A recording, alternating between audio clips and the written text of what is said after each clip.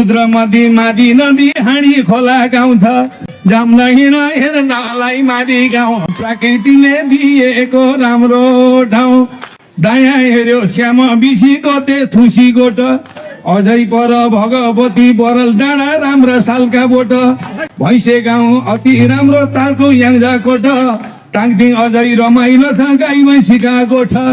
ठाउँ ठाउँमा पानीका मूल आफ्नो गाउँ कसैले नभुल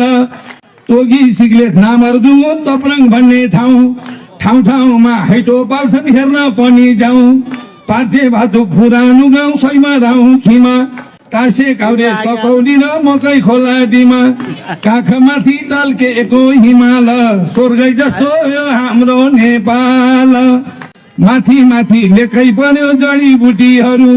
पारिपट्टि बनोस् पर्यटक बन्ने जान्छ हेर्न जाम्ला बरु ढोडेनी गाउँ कहेरी गाउँ बिचमा हाँडी खोला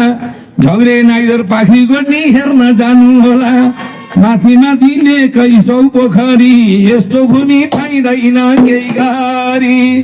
रबै अर्से पोर्ची ढङ्गा दलुवानी गाउँ हाइटो बाउर बगैँचामा रुदी भन्ने ठाउँ कमलकोट स्यानी स्वारी हिले भन्ने ठाउँ भर्तु काँधे पच भैया यति मिली बन्यो माथि गाउँ हेरी रकमलाई रहन्छ हिमाल गाउँपालिका यो माथि नेपाल घाटु रोदी भजन कीर्तन आफ्नो आफ्नो धर्म गाई भैँसी बेडा बाख्रा पर्सकै छन् घरमा यही गाउँमा बसी हुर्की पढी खायौँ गयौँ विदेशीको चक्कर पर्यौँ के भयौँ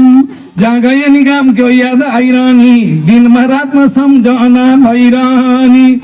मेरा मनका तिनटा ढोका कसलाई पोखौँ लाग्छ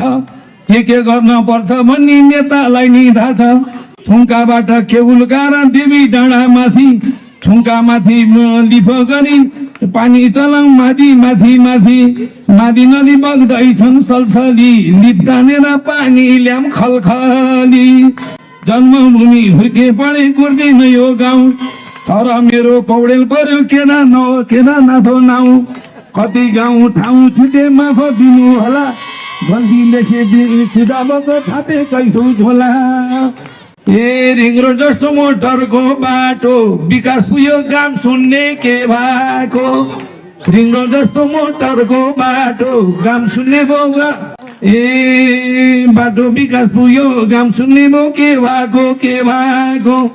बाँच्यौँ भने फेरि भेट हुँला बिदा हुँदै जोड्दैछु दसौँला अरे बाँच्यौँ भने फेरि भेट हुँला बिदा हुँदै जोड्दैछु